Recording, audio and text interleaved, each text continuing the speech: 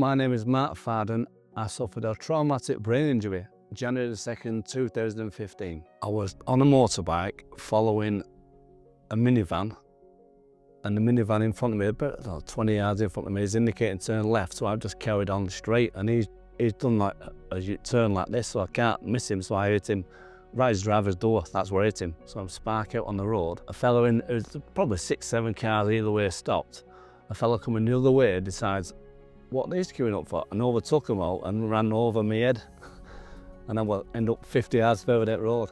So it happened on January the 2nd, and as my memory goes, the latest I remember before my accident was on Boxing Day. I went to watch the football, Burnley v Liverpool. And then the next thing I remember is about seeing Nicola and Jennifer from Fletchers in April. So that period of time is just gone. Don't know where it's gone, don't remember it, don't want to remember it.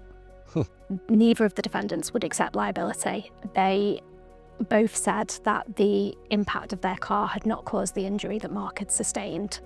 So we had to do a lot of work on that. We had to speak to two defendants, 2 insurers, 2 solicitors. We had to request interim payments from both because they wouldn't agree on liability. Neither of them would take the lead, and ultimately they continued to argue between themselves all the way through the case until we issued court proceedings.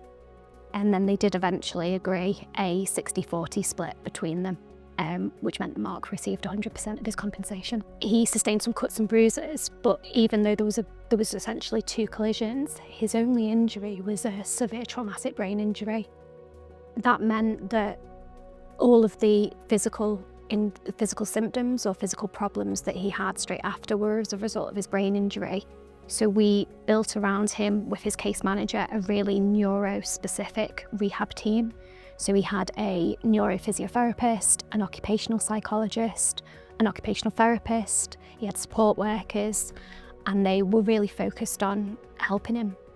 His daughter is such a massive part of his life, and very early on in the rehab process, we wanted to focus on enabling him to parent and to be able to do things with her.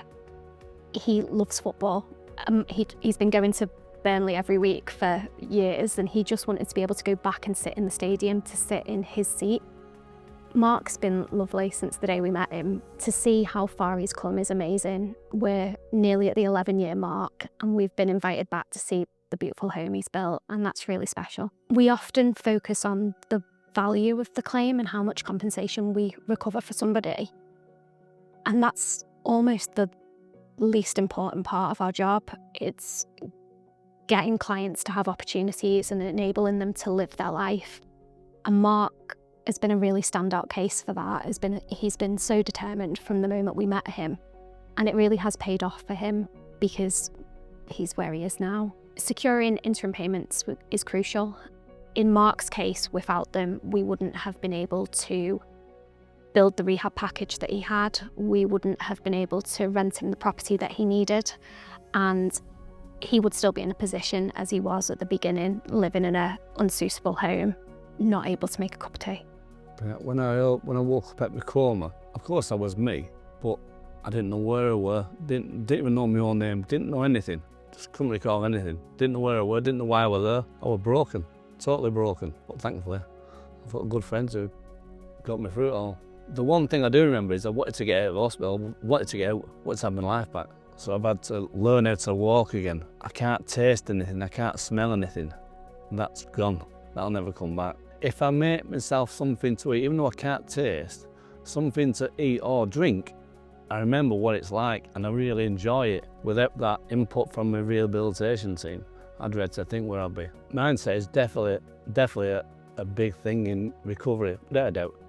You have to have that inner drive to get to where you want.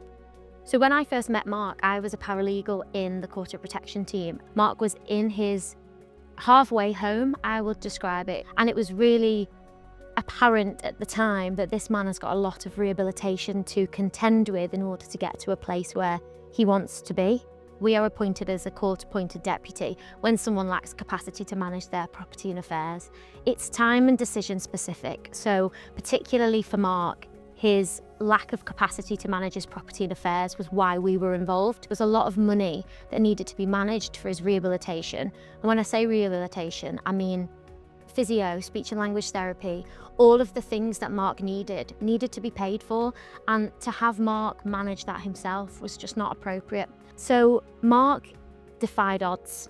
During his litigation claim, the experts who'd said it's unlikely he will regain capacity stuck to that, but Mark is never going to regain it as a challenge, and that's just always the way he's been. It's unlikely when you've been told that you will never regain capacity that you do. With Mark, the fact that he was able to continue with the rehabilitation, been able to regain capacity, it was in 2021 that he regained capacity. Rehabilitation is key. I can't stress that enough. I saw my recovery like I'm one end of the corridor.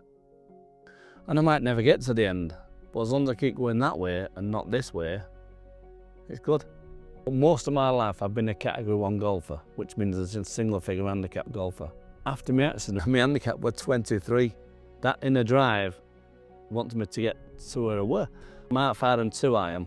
I want Mark 5 and 1 to have to play well to beat me. And that's where I'm at now. This house that I'm living in now is a 4-bedroom, 4-bathroom house, but purposely designed by myself, so I'm very comfortable in my own surroundings. The outside space, I did the outside space over the summer periods, and it's fantastic. Well, the biggest thing I would say to anyone else who's suffered a brain injury is, I know it's incredibly hard. It's unbelievably hard. I can't tell you, you have to have an injury like that to know how hard it is, but you can never, ever give up. As hard as it is, you can't never give up. You've got to drive forward, you've just got to do it. To get your life back, you've just got to do it. To see Mark where he is today feels incredible. It's so nice to see where he's come, and I've been able to be on that journey with him. So I couldn't ask for a better person to have watched grow into the person that he is now.